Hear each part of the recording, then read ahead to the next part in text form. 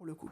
Alors comment je vais procéder? Je vais vous reparler des expériences de mort imminente. J'en avais sûrement peut-être entendu parler si vous êtes déjà là, mais je ne vais pas prendre le fil habituel où on commence par Raymond Moody à populariser les expériences de mort imminente, etc.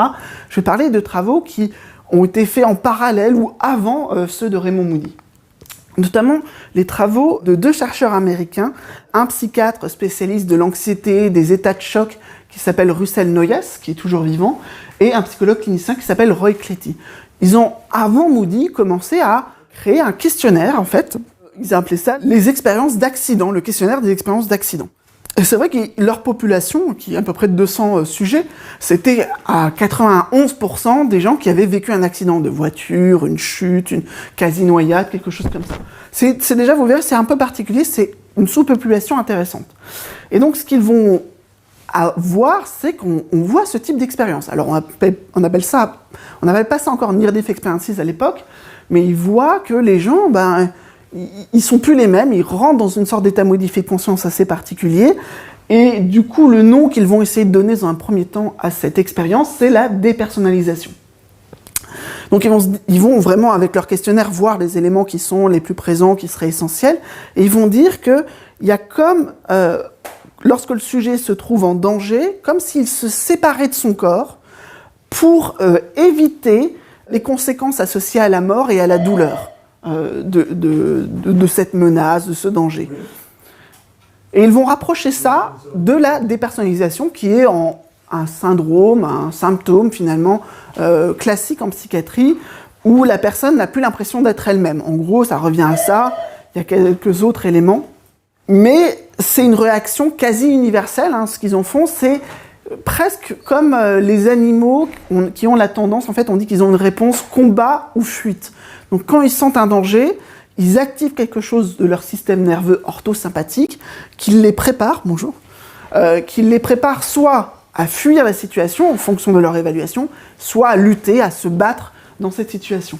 Donc là, on aurait un réflexe face à un danger, face à une menace, de se dissocier pour peut-être fuir, peut-être se battre.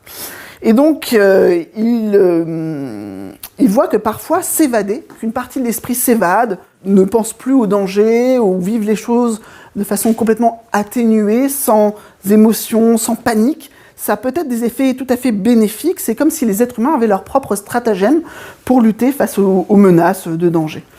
Alors quand ils ont posé ce modèle de dépersonnalisation, forcément dans des revues de psychiatrie ou de psychologie, ça a été assez mal reçu parce qu'on leur a dit que c'était une façon de pathologiser ces expériences de mort imminente, et ça a déplu à un certain nombre de chercheurs qui ont, en regardant un petit peu dans le détail, alors c'est des choses un peu techniques, dit que ça ne correspondait pas tout à fait à ce qu'on voyait, parce que dans la dépersonnalisation, on n'a pas autant de sentiments positifs. On n'a pas autant de gens qui disent avoir un sentiment de béatitude, de joie incommensurable, d'amour au moment de l'expérience. On n'a pas en plus des gens qui disent que c'était plus réel que le réel, le sentiment d'hyper-réalité. Donc il y avait des choses comme ça qui collaient pas. Et du coup, dans la littérature savante des EMI, ce travail de Noyes et Cletty a été plutôt rejeté pour des questions vraiment terminologiques. En réalité, quand on regarde et quand on lit en fait leurs travaux en détail, on se rend compte qu'ils ont bien intégré ces critiques-là, qu'eux-mêmes n'étaient pas plus attachés que ça à la notion de dépersonnalisation. Ils ont poursuivi en fait leur étude, ils ont fait ce qu'on appelle une analyse factorielle.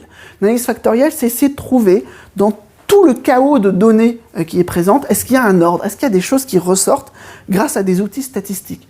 Et ce qu'ils ont pu mettre en évidence, c'est que dans les récits qu'ils avaient, effectivement, il y avait des éléments de dépersonnalisation, de détachement par rapport au soi, chez 39% des sujets. C'est vraiment pas la majorité en plus.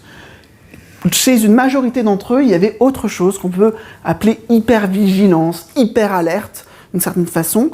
Je vais revenir dessus. Et puis, il y avait des éléments mystiques, mais qui étaient finalement assez rares. C'est seulement 26% de leurs sujets.